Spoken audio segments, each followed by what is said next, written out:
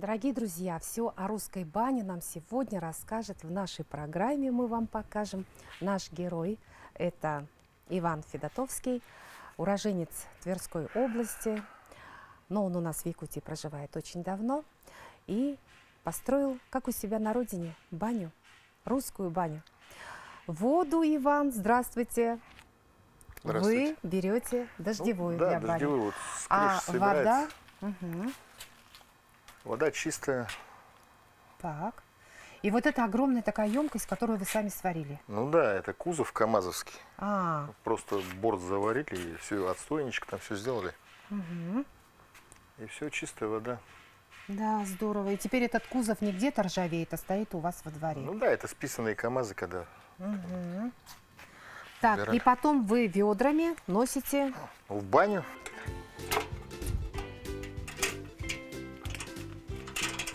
Ну, одну ведерочку.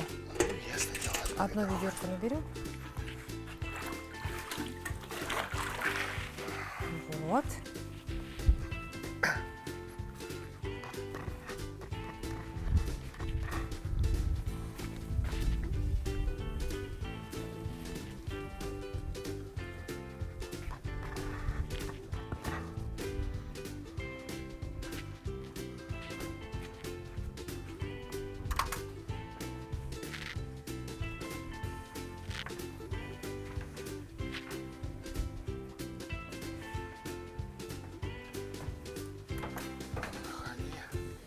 Вот она, наша русская баня. это летний. Это предбанник, Да, да? это летний предбанник здесь. Мгм. Вот здесь у нас веники, веники. Что за веники, для Это- чего они? Это дубовые, это березовые, это пихта.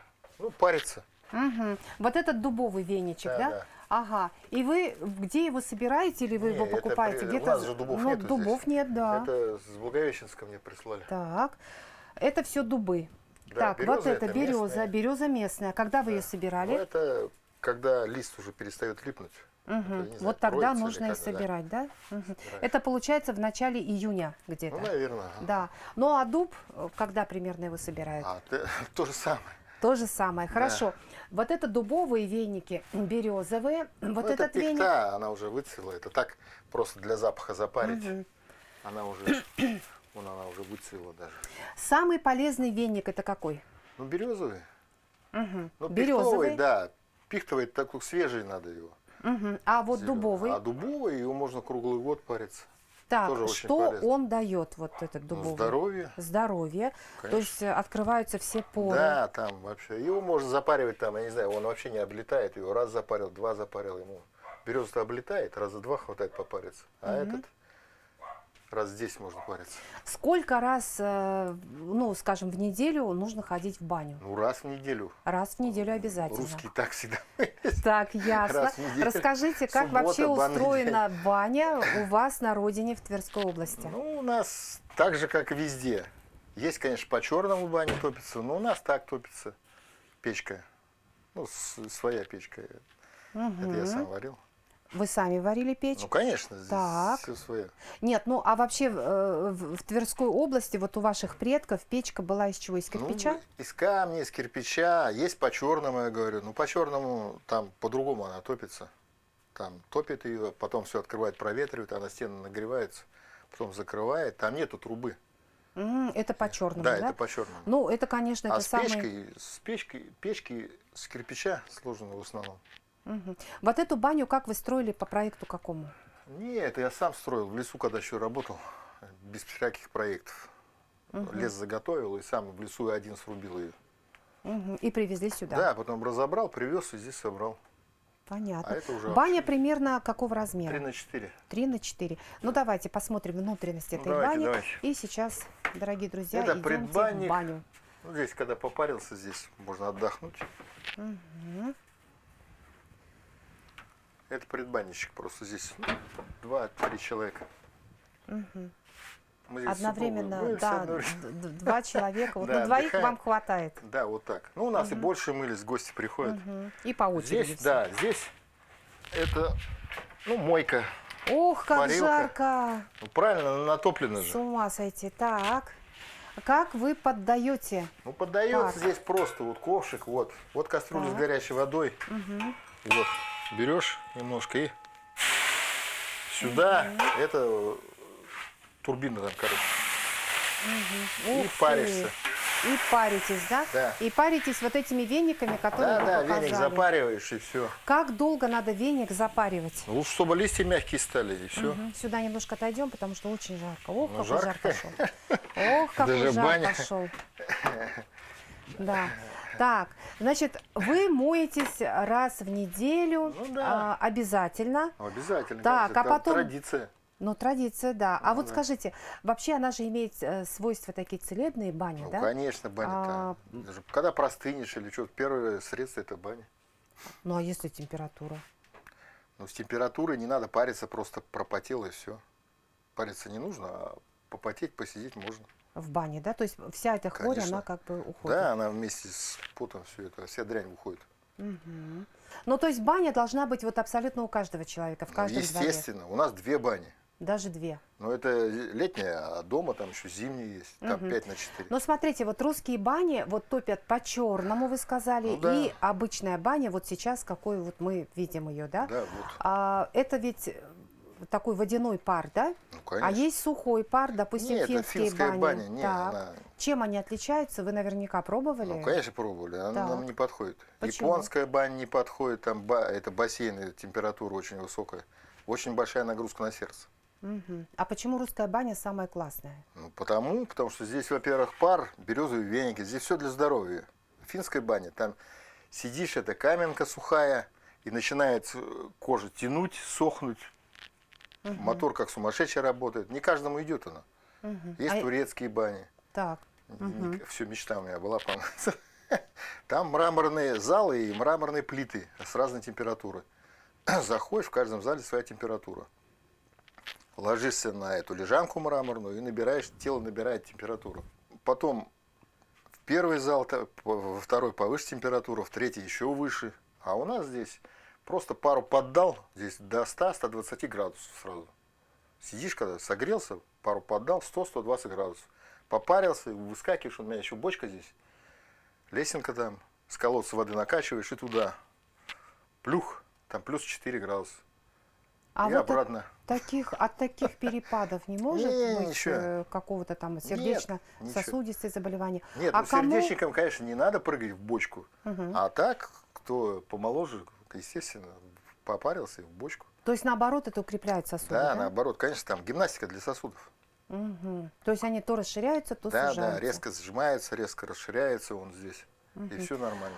Скажите, а вот кому, допустим, ну вообще нельзя никак ходить в баню и париться, Ну и кому? вообще даже У кого просто сидеть? инсульт, тем нельзя. Потому что большая температура, голову нельзя нагревать. Так. И сердечник после инфаркта. Можно погреться чуть-чуть. Но париться, конечно, нельзя. Мгм. Какая экипировка должна быть у человека, который идет в баню? Но экипировка у нас здесь есть. Вот она. Так, Шляпа. ну-ка. Так. Это когда паришься, шляпу Ага, одеваешь. И так. перчатки еще специальные. Чтобы руки, когда паришь веником, руки, Не обжечь. да, чтобы не обжечь. То Это есть, в здесь они были. принципе, вы банщики, вы прям супругу свою вот веничком-то обхаживаете, да? Да, сейчас-то это самое редко, конечно, она сейчас уже у нее сердечко побаливает, так не часто. Мгм. А так, А да, так? мы раньше с ней постоянно парились и в бочку прыгали еще вместе. Вот это да. Как на здоровье сказывается, ну вот, походы в баню? Ну, как чувствуешь себя как заново рожденным, Мгм. и все. То есть все поры Да, открываются. конечно, тело очищается, чувствуешь себя моложе сразу, здоровее. Мгм. А вот эти вот, допустим, дубильные вещества, они тоже какое вот влияние имеют на, ну как они влияют на Ну тело? как, я не знаю как. Ну вот дубовые, допустим, Нет, там листья. в тело-то, в принципе, там мало чего поступает. Там в основном обдувание, да и ну как, прикладываешь горячий веник, просто как влияние на тело и все. Мгм. То есть он помогает Температурное раскрыться влияние, пором, да, Да, кожи? да. Телу Мгм. нагреться. Через который выходят все токсины. Там уже паришься, набирает температуру, потом чувствуешь, сейчас уже все, сейчас облезешь. И бегом оттуда. С ума сойти. А сколько раз, допустим, вот вы моетесь, сколько раз нужно сидеть и как, ну, по длительности, сколько Ну, нужно находиться? 3 захода мы делаем, больше не делаем. Всегда 3 захода. Поскольку примерно можно сидеть вот максимально Ну, это в парилке? от организма по-разному. как кто сколько выдерживает. Мгм. Некоторые больше, некоторые меньше. А так вот, я говорю, как по самочувствию. Как набрал температуру, так и выскакиваешь сразу. Кто посидеть здесь, отдохнуть, кто в бочку, кто водой холодной окатиться с колодца. По-разному. И то есть баня, в принципе, вот она такой имеет вот прям колоссальный Ну, конечно, эффект. для здоровья А, это кстати, первое дело. И еще вот такой момент. Можно ли попить во время вот этих всех процедур? Или Пить это чего? все-таки, ну, попить морс, попить Обязательно. чаю? Там, Обязательно. какой-то напиток должен быть Ну, холодный или какой-то теплый, Нет, зачем? комнатная Сильно холодно не температура? надо. А на комнатную температуру. Ну, мы или морс, или что-то вот компот Любанька делает.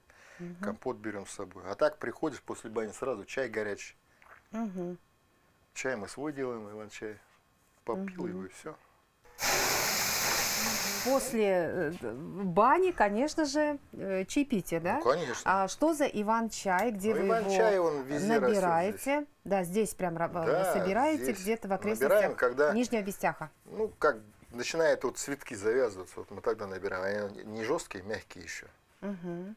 Потом набираем, когда цветки уже, цветков отдельно набираем. А покажите, где он у вас этот чай? Ну, дома у нас там. Нет, а здесь вот ферментированный А какой-то. вот. ферментированный здесь есть Иван-чай. Он заваривается как чай. Мгм. Вот он, цвет такой же, все такое. Вот он, видите, заваривается. Точно Ага. так же, как чай, один в Вот. один. А, А- один в один. А, А запах? запах совсем другой.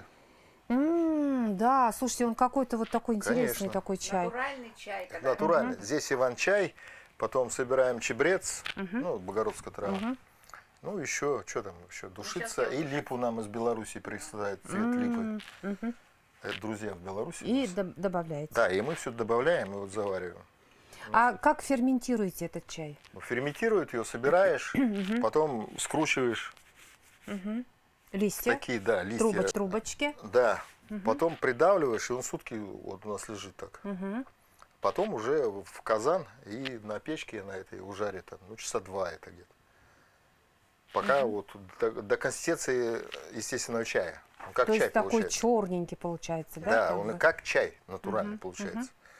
А потом в банке его закрываешь, чтобы он не выдыхался. И все, он пахнет. Сколько вы жарите его? В казане. В казане, в сухом.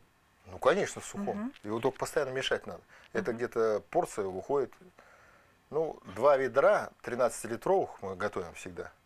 Листьев утрамбовываем. Потом скручиваешь, получается где-то 1 ведро. И с этого ведра получается где-то литра, ну, 4 чаю всего. Вам хватает его на зиму? Хватает. Ее же, То есть чё, на с этим зиму хватает вам Да. этого чая? хватает. Вы его завариваете каждый раз свеженький. Ну, конечно. А какой эффект вот привносит? Говорят же, вот Ну, зеленый чай, он Нет, бодрит. зеленый он не всем идет, во-первых. Так. А этот, раньше на Руси его уже даже экспортировали. И в Византию, и в Америку, и не знаю куда еще. Он очень много пользы от него. Для здоровья, для всего. Восстанавливает все. А в Индию даже поставляли. какие-то противопоказания есть у этого чая? У этого нету. То есть никаких. можно его пить спокойно, а можно его Да. с молоком пить, Ну, например, конечно, хоть с еще. лимоном. Только с коньяком не надо.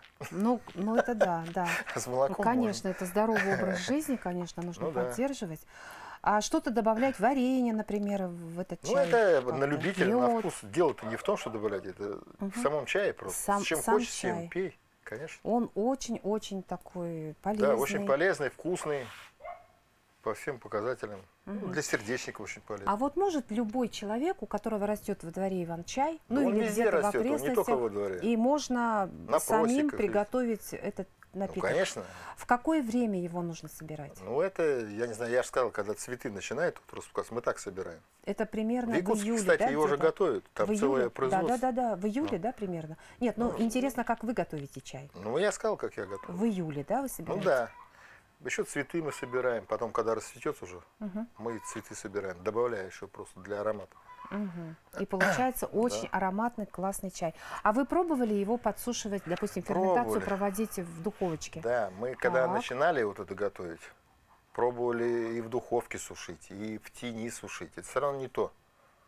Это потом я уже на ютубе увидел, там один парень готовит, он где-то с Ивановской области, по-моему. Вот он вот эту технологию. Я попробовал, и вот действительно, вот это естественно самый вкусный и самый лучший чай. Но он трудоемкий, очень проблематичный, долго его готовить. То есть, допустим, вот Отдаем. вы, когда вот это 2 ведра, вы сказали, собрали этого иван-чая, и сколько вы его вымешиваете? То есть они должны высохнуть, вот эти Нет, листочки, не да? высохнуть. А, Оно формитируется. Когда Ага. скручиваешь его, ага, вот вот он, он видите, так какой выглядит, получается? посмотрите, вот. Как когда его прям вот. скручиваешь, он разрывается фолликулы, Мгм. вот эти, и он начинает как бы бродить внутри себя, Так. вырабатывать фермент вот этот. И после этого уже жаришь его. Вот получается вот такой чай. Посмотрите-ка. Аромат какой прям вообще очень-очень-очень конечно. вкусно. Прям. Ну, главное здесь небольшая температура, и чтобы он не подгорал. Мешаешь постоянно. И всё. Вы делаете чай только для себя или Ну, для угощаете кого-то, да. Но не продаете?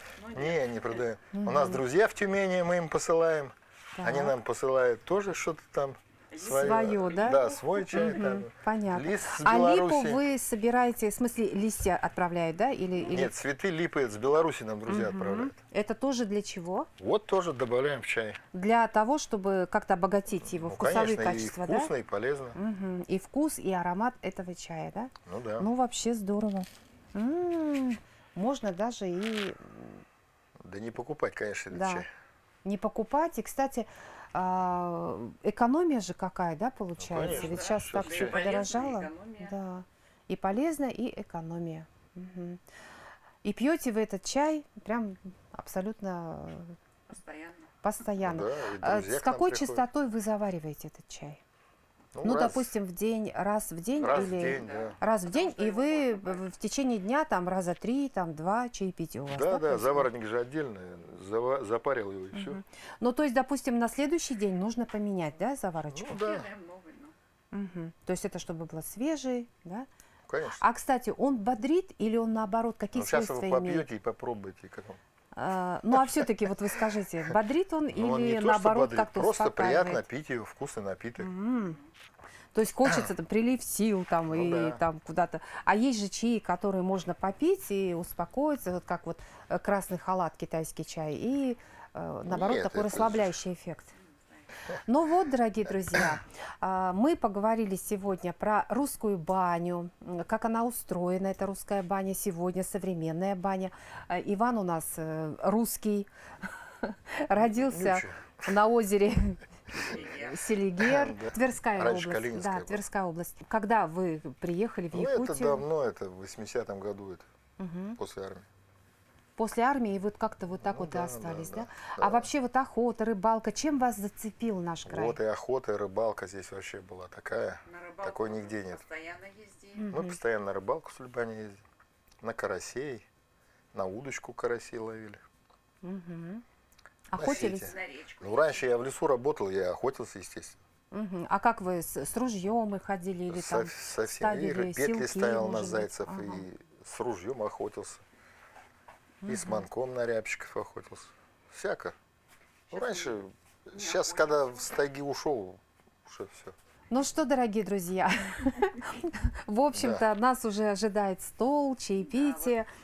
Вот, и нас гостеприимные хозяева пригласили в баню. Баню мы попробуем, наверное. Да, конечно, что, зря Вот. топили, что ли? Так что, друзья дорогие, в общем, русская баня это классно. То есть наши традиции, да, именно Естественно. русская банная культура, она была, есть, продолжается. Ну и я думаю, те люди, у кого есть усадьба, обязательно должны у себя построить баню. Обязательно, И конечно. рубленую, да, обязательно. Обязательно. Это русская Без баня, она использования должна быть рубленая. каких-либо там покрасочных, Нет, в лакокрасочных бане не надо ничего красить. изделий, да, Ну, полы потому можно что... покрасить еще. Вот. Ну и, собственно говоря, вот все рекомендации, какие нужно для человека, который хотел бы купаться в бане раз в неделю для оздоровления. Вот про все про это нам рассказал Иван. Мы его благодарим за приглашение в свою Да. баню, за чаепитие предстоящее.